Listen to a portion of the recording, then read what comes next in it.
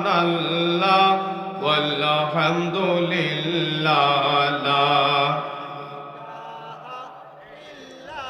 লা সুবহানাল্লাহ লা ইলাহা ইল্লাল্লাহ লা ইলাহা লা ইলাহা ইল্লাল্লাহ লা ইলাহা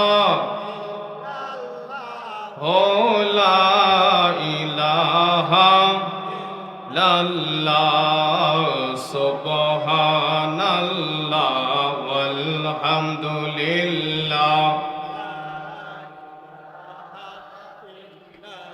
লা ইলাহা লা ইলাহা দুনিয়ার যত পাপী আছে ক্ষমা চাই গো তোমার কাছে দুনিয়ার ক্ষমা চাই গো তোমার কাছে আমরা বসে আসি ক্ষমার আসে আমরা বসে একটু রহম করো ওগো আল্লাহ সুবহানাল্লাহ লা ইলাহা ইল্লাল্লাহ লা ইলাহা লা ইলাহা ইল্লাল্লাহ লা ইলাহা লা ইলাহা ইল্লাল্লাহ সুবহানাল্লাহ ওয়ালহামদুলিল্লাহ ইল্লাল্লাহ লা ইলাহা লা ইলাহা কোন দিন জানি মরে যায় মরার তারিখ জানা নাই কোন দিন জানি মরার তারিখ জানা নাই মরণ কালে যেন নবী পাই আমরা মরণ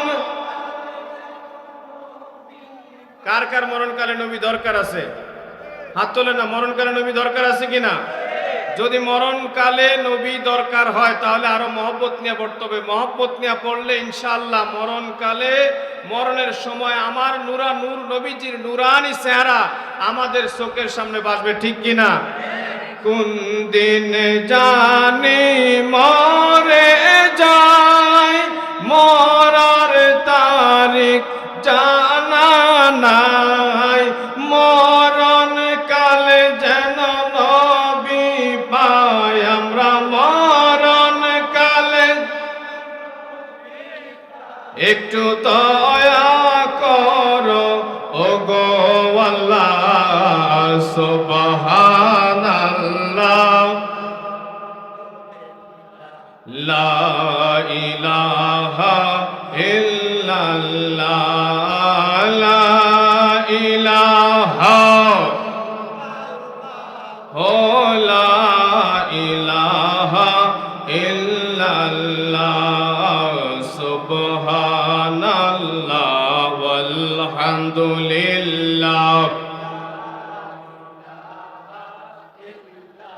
আমার মতো অপরাধী মিজানেতে তোলো যদি আমার মতো অপরাধী মিজানেতে তোলো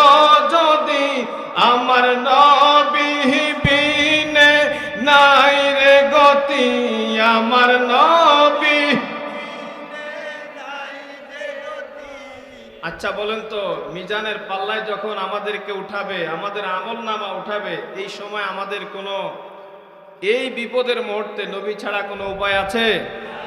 সবাই তো সেদিন বলবে ইয়া নাফসি ইয়া নাফসি, আমার নবীজ বলবে রব্বি হাবলি। এই যে আমরা এখন যে এই নফল একটা কাজ করছি, আসার পরে বসে বসে এখন আমরা জিকির করলাম, দুরুদ পড়লাম, এই দুরুদ শরীফটা কিন্তু যারা মহব্বত নিয়ে পড়ে, আমার নবীজি এই দুরুদ শরীফ কিন্তু নিজের কাছে পৌঁছায়া সরাসরি নিয়ে এটা পকেটের মধ্যে রাখে। কোথায় রাখে? নিজে নবীজির কাছে এটা রেখে দেয় অতিরিক্ত হিসেবে। কেন? কয় যখন মিজানের পাল্লা হালকা হয়ে যাবে, বদের পাল্লা ভারী হয়ে যাবে, তখন আমার নবীজি যখন এই এই মহব্বতওয়ালা উম্মতদেরকে দেখবেন হাসর ময়দানে বিপদের মুহূর্তে রয়েছে, তখন আমার নবীজি তার হাত মোবারক থেকে ওই যে দুরূদ শরীফ দিয়া তারপরে এই নেকের পাল্লাটা ভারী করে দিবেন। তাহলে আমরা মহব্বত নিয়ে নবীজির প্রতি দুরূদ শরীফ পড়তে, জিকির করতে রাজি আছেনি?